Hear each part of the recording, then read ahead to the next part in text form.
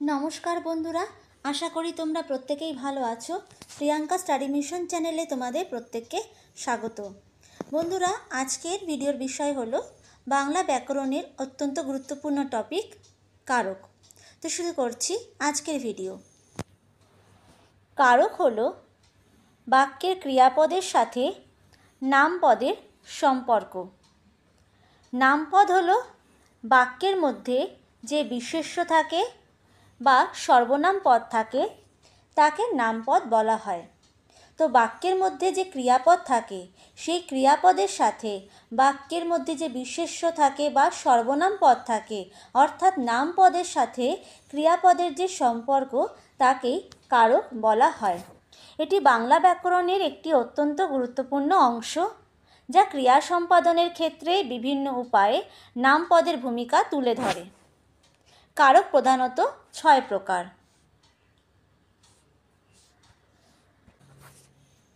তো প্রথম প্রকার হলো কর্তৃকারক। বাক্যের মধ্যে যিনি কাজটি করেন তিনি কর্তা বা কর্তৃকারক। বাক্যের ক্রিয়াকে কে বা কারা দিয়ে প্রশ্ন করলে যে উত্তর পাওয়া যায় তাকে কর্তৃকারক বলে। যেমন আমি ভাত খাই, এই বাক্যটিতে ক্রিয়া হলো খাই। এখন কে ভাত খায় যদি প্রশ্ন করা হয় তাহলে উত্তর হবে আমি। তো বাক্যের ক্রিয়াপদকে কে দিয়ে প্রশ্ন করাতে উত্তর এলো আমি। তো এই বাক্যে আমি শব্দটি হলো কর্তৃকারক।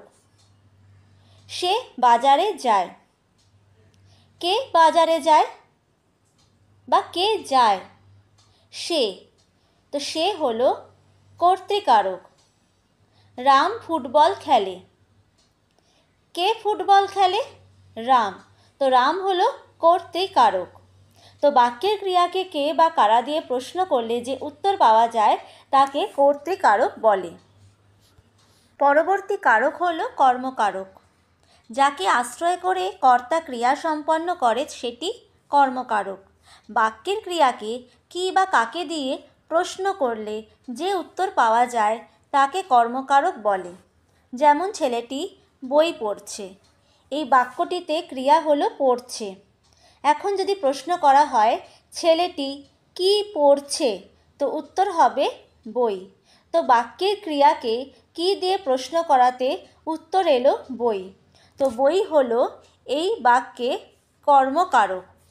আবার ধরো একটি বাক্য রয়েছে, মা শিশুটিকে চাঁদ দেখাচ্ছে। মা কাকে চাঁদ দেখাচ্ছে? শিশুটিকে। তো শিশুটিকেও হলো কর্মকারক, কারণ বাক্যের ক্রিয়াকে কাকে দিয়ে প্রশ্ন করাতে উত্তর এলো শিশুটিকে। তো শিশুটিকে হলো কর্মকারক। আবার এই একই বাক্যে যদি প্রশ্ন করা হয় মা শিশুটিকে কি দেখাচ্ছে, তো উত্তর হবে চাঁদ দেখাচ্ছে। তো এখানে ক্রিয়াপদকে কি দিয়ে প্রশ্ন করাতে উত্তর এলো চাঁদ। তো চাঁদও হলো কিন্তু এই বাক্যে কর্মকারক।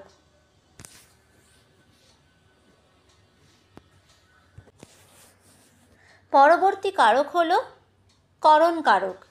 ক্রিয়া সম্পাদনের মাধ্যম বা উপকরণকে করণকারক বলে। মানে ক্রিয়াটি কি দিয়ে, কোন মাধ্যম দিয়ে বা কোন উপকরণ দিয়ে সম্পন্ন হচ্ছে।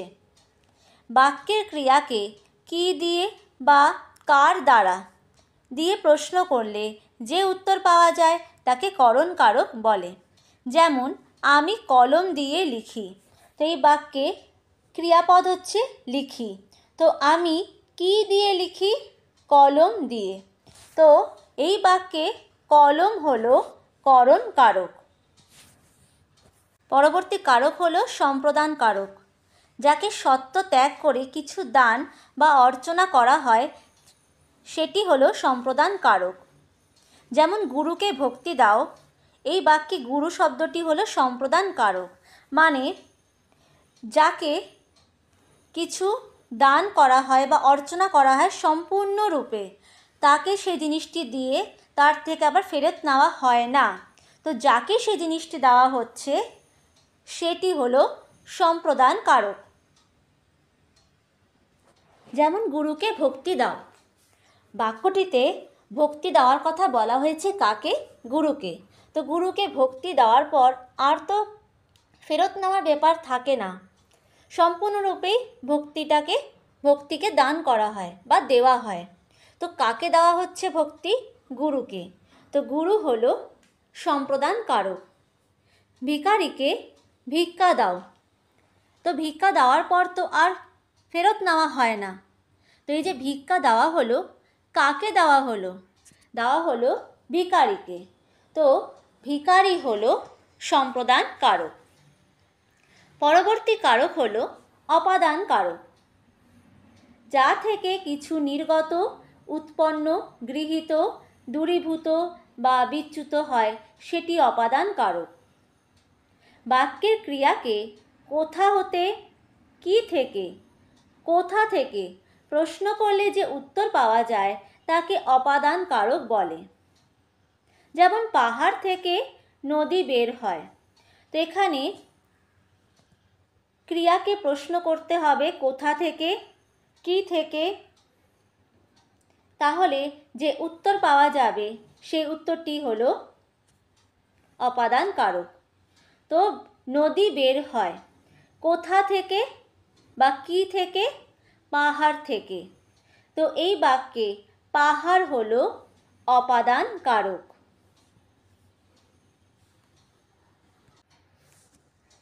তো শেষ কারক হচ্ছে অধিকরণ কারক।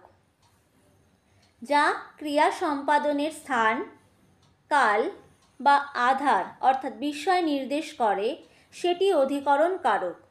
বাক্যের ক্রিয়াকে কোথায়, কখন বা কী বিষয়ে দিয়ে প্রশ্ন করলে যে উত্তর পাওয়া যায় তাকে অধিকরণ কারক বলে।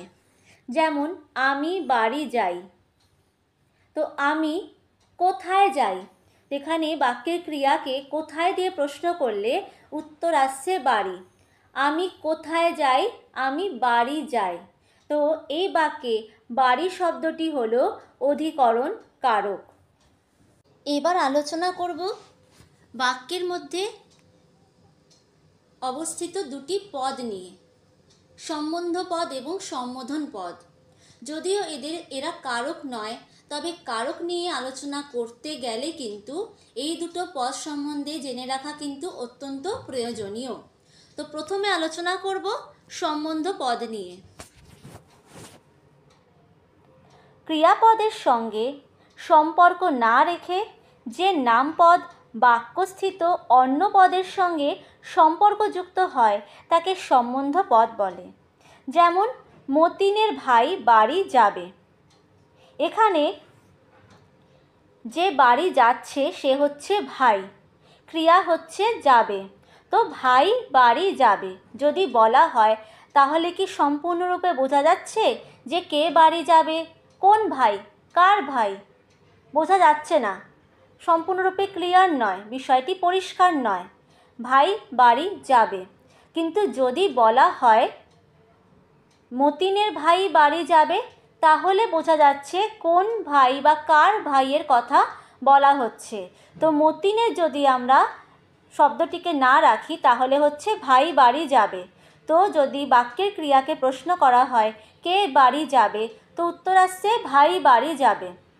তো এখানে ভাই সম্পূর্ণ অর্থটি কিন্তু বোঝাতে সক্ষম নয়, কিন্তু যদি আমরা মতিনের ভাই বলি তবে কিন্তু বুঝতে আমরা সক্ষম যে কার ভাইয়ের কথা বলা হচ্ছে। তো এখানে মতিনের সাথে যাবে অর্থাৎ বাক্যের ক্রিয়াপদের কিন্তু সরাসরি কিন্তু সম্পর্ক নেই, কিন্তু এই বাক্যে যে নামপদটি রয়েছে মেইন ভাই, তার সাথে কিন্তু মতিনের সম্পর্ক। তো এই যে ভাইয়ের সাথে মতিনের সম্বন্ধ দিয়ে আমরা কারকের বিষয়টিকে সম্পূর্ণরূপে বুঝতে পারলাম।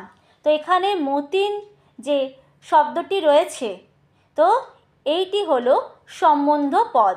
এখানে মতিনের সঙ্গে ভাইয়ের সম্পর্ক আছে, কিন্তু যাবে ক্রিয়ার সাথে কিন্তু মতিনের সম্বন্ধ নাই, তাই মতিনের এখানে কিন্তু সম্বন্ধ পদ।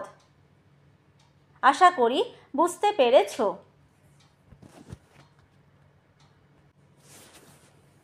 শেষে আলোচনা করব সম্বোধন পদ নিয়ে।